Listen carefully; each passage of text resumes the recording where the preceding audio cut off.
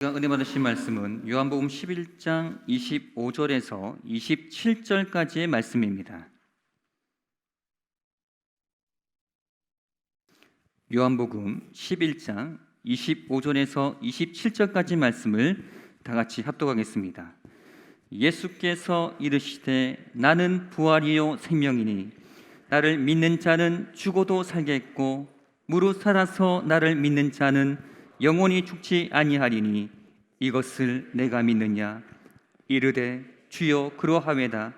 주는 그리스도시요 세상에 오시는 하나님의 아들이신 줄 내가 믿나이다. 아멘. 무덤 문이 열려 있고 거기 계셔야 할 그분이 계시지 않는다. 여러분, 정말 전율할 일입니다. 계셔야 할 분이 안 계시다니. 그러면 어디 가셨단 말입니까? 그 무덤 문이 열려지다니 참으로 심요막측한 일인데 어디 계십니까? 예수님은 살아나셨습니다.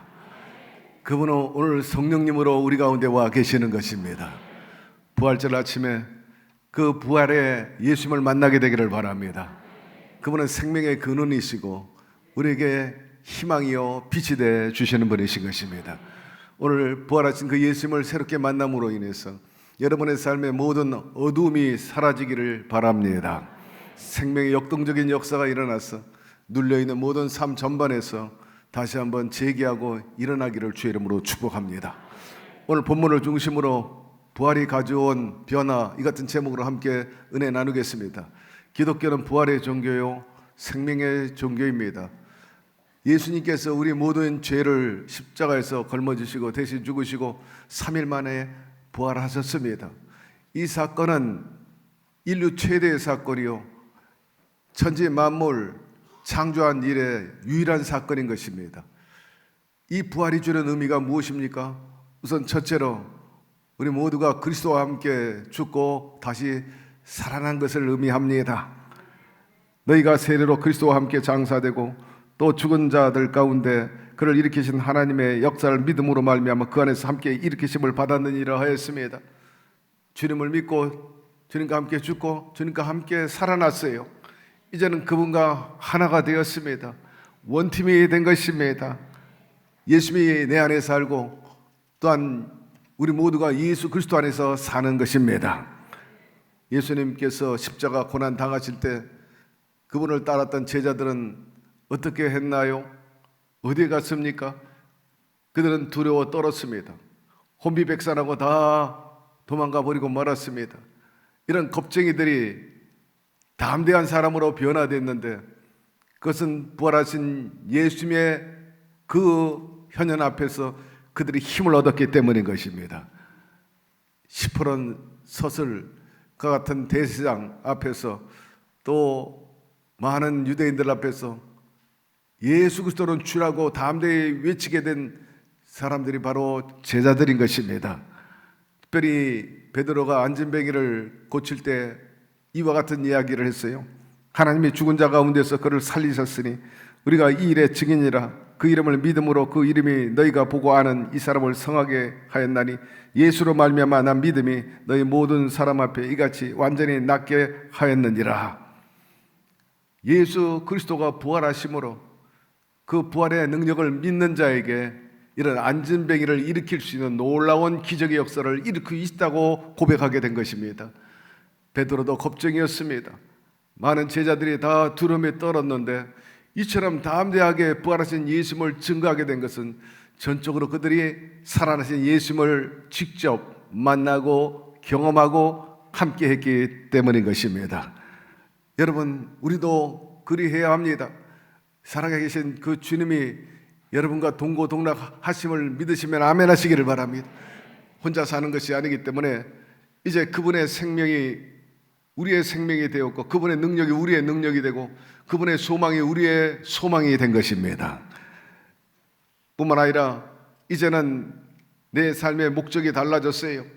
그저 안목의 정욕, 육신의 정욕, 이 세상의 자랑을 따라 사는 게 아니라 우리와 함께하는 그리스도의 뜻과 그분의 생각과 그분의 원하는 바를 이루면서 사는 존재가 된 것이죠. 제자들이 부활하신 예수님을 만난 다음에 가치관과 사명감이 달라졌어요.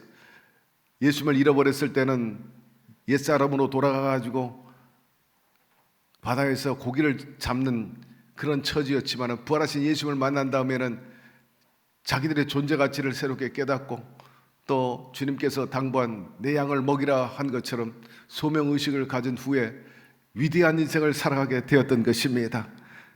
주님이 그들에게도 외치고 오늘 저와 여러분에게 외친 말씀이 있지 않습니까? 내가 이겼노라. 나의 이김은 곧 너희들의 이김이라 하였으므로 담대하라 하였습니다. 오늘 부활하신 주님이 우리 가운데 오셔서 모든 삶의 걱정과 내일에 대한 두려움, 염려를 다 뒤로 하고 담대한 마음 가지고 함께 이끌어 나가자고 말씀하고 계시는 것입니다. 그분이 함께하는 날, 여러분 부활하신 그 예수님의 승리가 저와 여러분의 승리가 반드시 될 것입니다.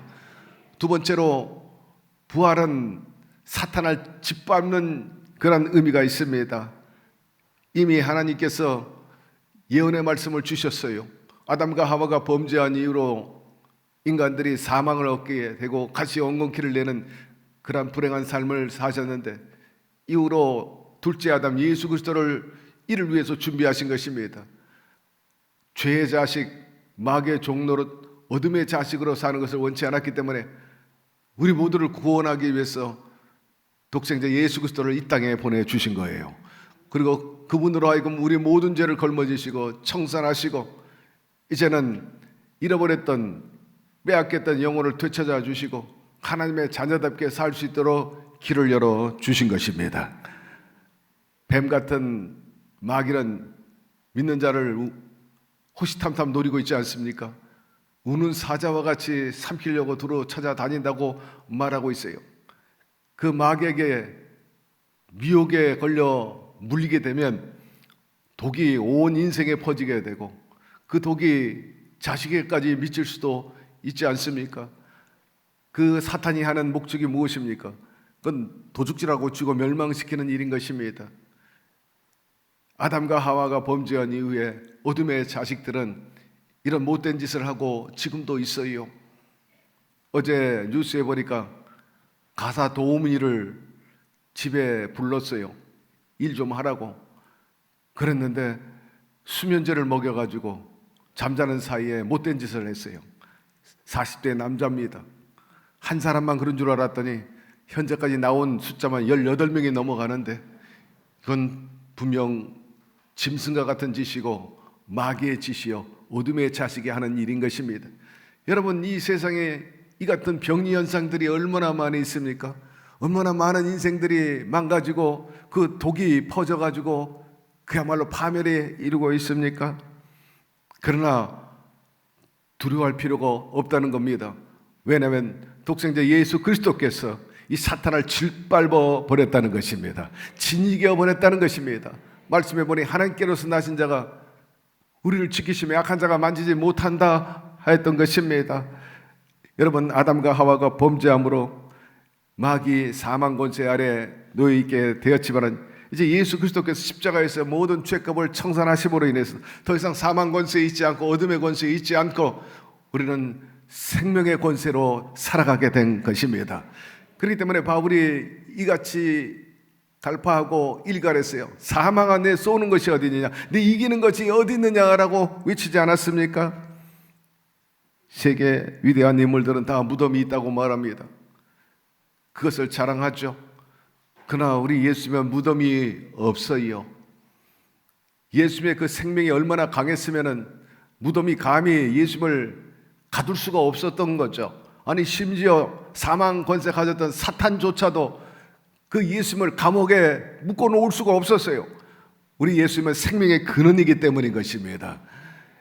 우리 예수님은 없는 것도 있게 하시는 분이신 것입니다. 그 예수님이 부활하셔서 우리 가운데 오시고 우리를 지켜주시는 것입니다. 여러분, 그리스도의 부활은 또한 우리의 첫 열매가 됐다 말씀하고 있어요. 예수님의 부활이 우리의 부활의 보장이 되고 보험이 되어 주신 것입니다.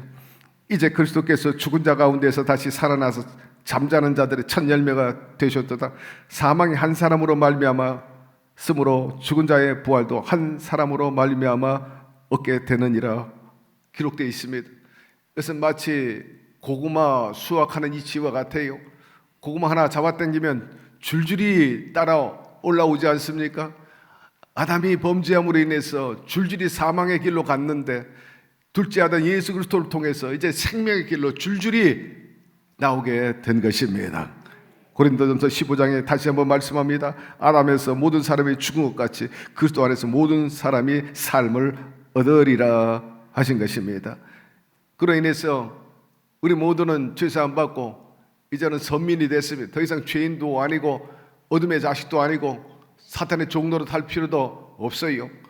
부활하신 예수님으로 말미암아서 구속함을 받고 하나님의 제 자녀 되어서 이제는 현세에도 하나님 나라, 내세에도 하나님의 나라를 누릴 수 있는 존재가 된 것입니다. 예수 그리스도로 말미암아서 정죄의 대상이 아닙니다. 고통의 무덤에 있을 필요가 없어요. 사망의 음침한 골짜기를 헤맬 필요가 없어요. 의와 또한 용서의 자리에 부활하게 된 것입니다. 저주와 질병에서 우리는 치료받고 건강하고 풍요의 삶으로 부활하게 된 것입니다. 수치스러운 삶이 영광스러운 삶을 살게 된 것입니다. 이것이 마귀로부터 해방되고 사탄을 짓밟아버린 예수 그리스도의 그 부활의 승리가 가져단 부활의 선물인 것입니다. 세 번째로 이 부활은 역사적이면서 현재적이고 또 내세의 보험이 주는 겁니다. 예수님의 그 능력은 변함이 없어요. 어제나 오늘이나 영원토록 동일하신 것입니다. 그분이 가시는 곳에 병든 자가 나음을 입게 되고 인생이 좌절되고 절망 가운데 있을 때 다시 한번 재기하고 희망으로 힘차게 살아가는 역사가 일어나는 것을 우리는 볼 수 있어요. 죽은 나사로가 다시 살아난 사건을 통해서도 우리는 너무나 잘 아는 것 아닙니까? 두 여동생 마르다와 마리아가 슬퍼합니다. 나사로를 살리자 할 때 이미 죽은 지 사흘이 돼가지고 시체에서 냄새가 나는데 불가능하다고 말했습니다. 그때 주님이 뭐라고 책망합니까? 나는 부활이다. 나는 생명이라. 너희가 이것을 믿느냐? 할 때 그들이 비로소 깨닫고 우리가 믿나이다, 믿나이다 그렇게 고백한 것을 알 수가 있습니다. 그 믿음의 고백 위에 죽은 나사로가 살아났어요. 예수께서 이르시되 나는 부활이요 생명이니 나를 믿는 자는 죽어도 살겠고 무릇 살아서 나를 믿는 자는 영원히 죽지 아니하리니 이것을 내가 믿느냐? 이르되 주여 그러하여다. 주는 그리스도시요 세상에 오시는 하나님의 아들이신 줄을 내가 믿나이다. 우리 모두가 다 나사로 같은 존재입니다. 왜냐하면 예수님과 더불어서 두 번 태어났기 때문입니다. 예수 믿고 예수와 함께 죽고 우리는 예수와 함께 새롭게 태어난 사람들인 것입니다. 예수님께서 길을 갈 때 한 죽음의 행렬을 보았어요. 나인성 과부의 아들이 죽은 겁니다. 무거움이 꽉 차 있고 어두운 기운이 누르고 있습니다. 아들 하나 믿고 살았던 그 어머니 과부는 그 슬픔이 하늘에 사무쳐요. 남편 없이 외롭게 힘없이 그러나 아들에게 희망을 걸고 의지하면서 겨우겨우 살아가던 여인인데 말입니다. 죽은 아들 문제가 아니라 이 어머니 과부가 죽을 지경인 것입니다. 인생을 되돌아보니 너무나 비감하고 슬퍼 팔자가 사나워 어쩌면 남편도 죽고 아들까지 죽었으니 참으로 비통하기 짝이 없는 그런 처지입니다. 그 한과 그 응어리를 어떻게 하겠어요?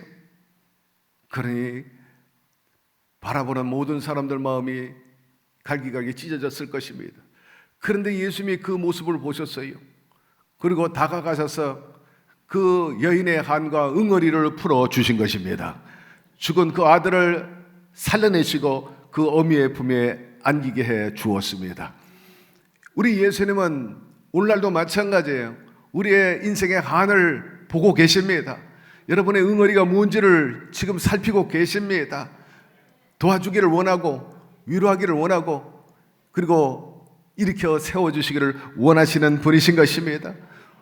오늘 그 부활하신 주님을 만나게 되기를 바랍니다.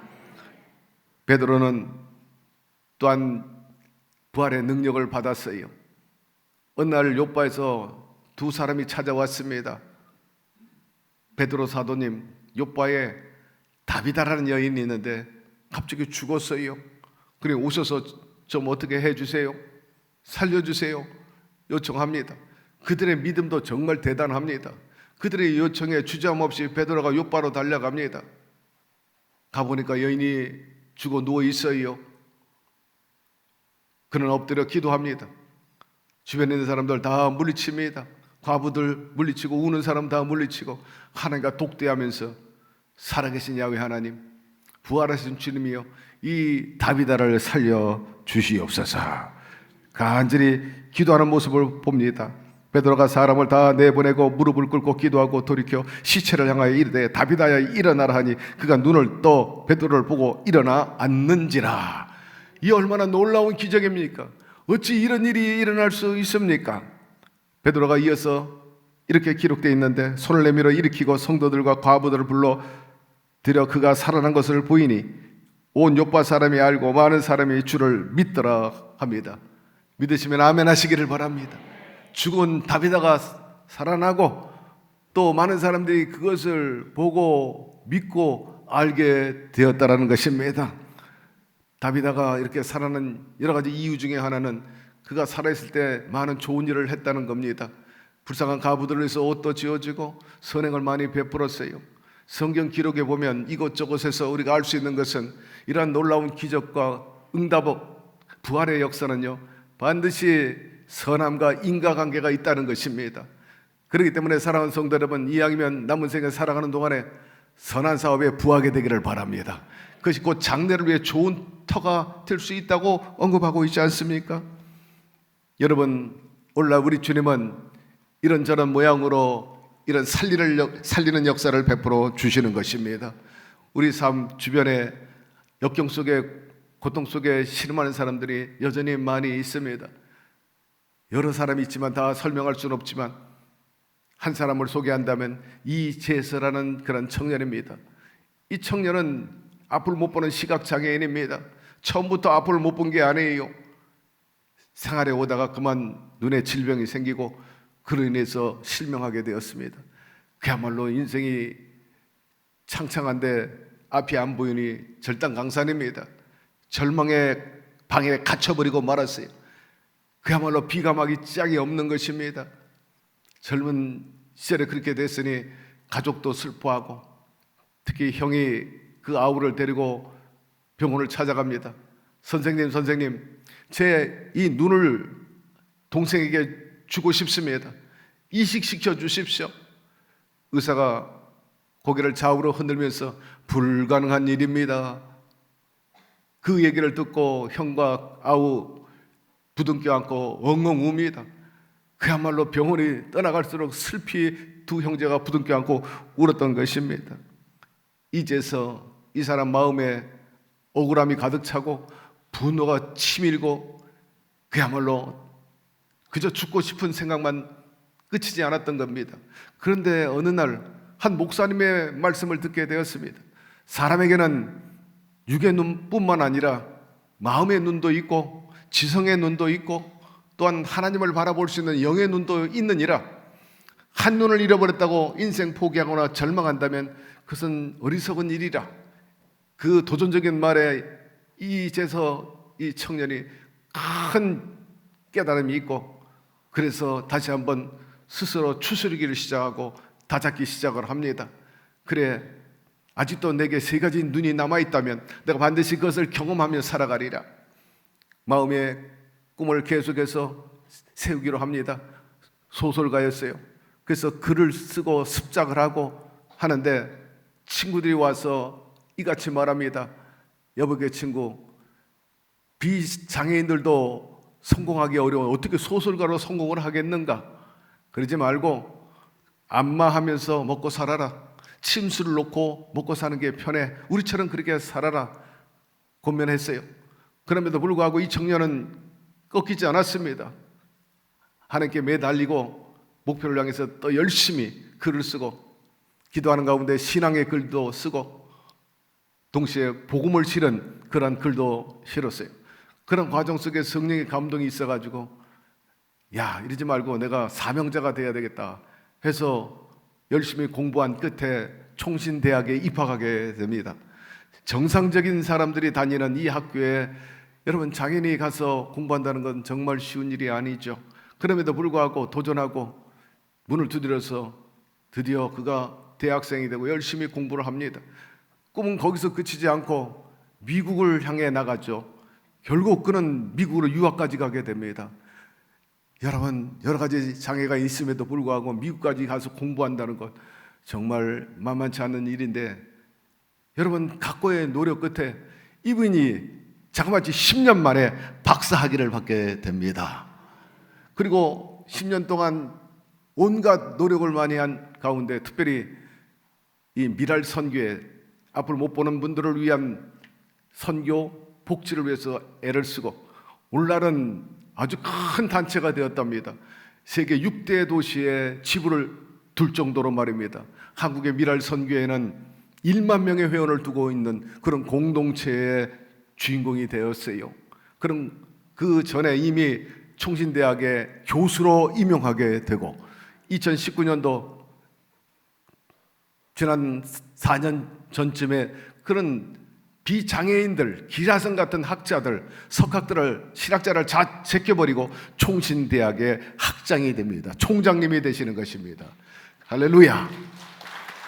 그분은 현직에 있는 총신대학의 총장인 이재서 총장입니다. 수많은 도전과 수많은 경쟁 속에서 그는 모든 것들을 물리치고 예수 승리를, 인생의 부활을 구가하고 있는 인생의 신앙의 거목이 되어버리고 만 것입니다. 여러분, 코로나로 인해서 어려움을 겪고 있지만 이재서 총장의 그 과거의 어려움과 비교할 수 있나요? 어떠한 절망에 있고 어떠한 비감함에 있다 할지라도 여러분 주저앉지 말고 포기하지 말게 되기를 바랍니다. 여러분 안에 계시는 부활의 능력인 주님이 계시지 않습니까? 그분이 여러분에게 희망이요, 그분이 여러분에게 있어서 지혜가 될 것이고 길을 열어주시게 될 것입니다. 역경과 고통을 이기게 해주시는 분이 바로 부활하신 예수님이에요. 인생에 쓴물을 마신 사람이 많이 있어요. 저 광야의 말의 쓴물처럼. 그러나 주님의 그 십자가를 담그고 또 부활하신 예수님과 함께 달아지는 역사가 우리 주변에 얼마나 많이 있는지 모릅니다. 특별히 부활하신 예수님은 오늘날 저와 여러분 가운데 오셔서 성령으로 도와주시는 것입니다. 주의 성령이 내게 임하셨으니 이는 가난한 자에게 복음을 전하게 하시려고 내게 기름을 부으시고 나를 보내사 포로된 자에게 자유를, 눈먼 자에게 다시 보게 함을 전파하며 눌린 자를 자유롭게 하고 주의 은혜의 해를 전파하게 하려 하심이라 하였습니다. 이러므로 우리를 돕기 위해서 오신 부활의 영인 성령님과 함께 다시 한번 일어나게 되기를 바랍니다. 재개의 삶을 살게 되기를 바라고 희망을 선택해 나가게 되기를 바라고 뿐만 아니라 승리의 삶을 구가기를 주의 이름으로 축복합니다. 제자들은 옛사람의 모습을 벗어 던지고 사명자로서 힘차게 치고 나가가지고 유대와 뿐만 아니라 저 구라파를 복음하는데 1등 공신들이 다 되지 않았습니까? 부활하신 성령을 만났기 때문입니다. 이 모두 여러분 부활의 아침에 이런 역사가 우리 가운데 있게 되기를 주의 이름으로 축원합니다. 우리도 절망에서 희망으로, 어둠에서 광명으로 나가야 할 것입니다. 주님께서 우리의 죄 사슬을 다 풀어놓게 해 주셨는데 아직까지도 마귀의 그 영향권에서 가난과 저주와 질병과 그리고 여러 가지 수치로 묶여 있다면 오늘 다시 한번 부활의 그 능력으로 착고가 다 풀려지게 되고 그야말로 영혼이 잘됨 같이 범사가 잘되고 강건한 승리의 역사가 우리 가운데 있게 되기를 주의 이름으로 축원합니다. 이제 굿바이 코로나 해야 합니다. 그동안에 코로나 때문에 얼마나 짓눌려 있었습니까? 우리 영성이 그러하고 우리 경제생활이 그러하고 우리 활동 전반에 있어서 눌려 있었는데 이 부활의 아침을 통해 가지고 다시 한번 기세를 올리게 되기를 바랍니다. 우리 모두가 성령과 함께 스크램을 짜고 한번 해보자고 이제 대적하십시다. 7길로 도망가 버리고 말 것입니다. 아울러서 초대 교인들처럼 예수님은 주여, 그리고 그 예수님은 다시 살아났다고 전하고 외쳤던 것처럼 우리도 이 부활의 기쁨, 부활의 능력, 생명을 열심히 전해야 될 것입니다. 부활절은 기독교 최대의 명절입니다. 모든 종교는 다 성탄이 있어요. 그러나 부활이 있는 종교는 오직 교회밖에 없고 기독교밖에 없는 것입니다. 왜냐하면 예수 그리스도는 만왕의 왕이요 만주의 주가 되시기 때문이고, 그분은 알파 오메가가 되시고, 그분은 없는 것도 있게 하시고 죽은 자도 살리시고 또한 눌린 자를 자유케 해 주시기 때문인 것입니다. 이런 위대하신 부활하신 주님이 나와 함께 하신다니 이보다 의지가 되고 힘이 되고 희망된 일이 어디 있겠습니까? 따라서 주님이 말씀한 대로 담대하시기 바랍니다. 강하시기를 바랍니다. 강한 의지를 보이게 되기를 바랍니다. 한번 해보자고 달겨들게 되기를 바랍니다. 그럴 때 다시 한번 여러분 앞에 시온의 대로가 열려지게 될 것이고, 황무지에서 시내가 흐르게 될 것이며, 장미꽃이 피는 부활의 역사가 임하게 될 텐데, 여러분의 삶 전반에 이런 부활의 역사, 재기의 역사, 승리의 역사가 넘쳐나게 되기를 주의 이름으로 축원합니다. 야훼 하나님 아버지, 부활의 아침을 우리에게 허락해 주신 것 감사드립니다. 한낱 역사적인 사건으로 치부할 것이 아니라 우리 주님은 어제나 오늘이나 영원토록 동일하시고 보혜사 성령님으로 오셔서 우리를 돕고 가난한 자에게 복된 소식을, 눈먼 자를 다시 보게 하고 또한 은혜의 해를 전파하기 위함이라 하셨는데, 오늘도 기대합니다. 성령께서 그 부활의 역사를 우리에게 베풀어 주셔서 코로나로부터 부활하고 가난과 저주와 질병과 낭패에서 다시 한번 재기하고 일어나는 우리들이 되게 도와주시옵소서. 우리 힘으로는 역부족이지만 이제서 정작 성령과 함께 이겨나고 인간 승리, 신앙의 거목이 된 것처럼 우리에게도 그런 역사가 일어날 수 있도록 다시 한번 힘을 허락하여 주시옵소서.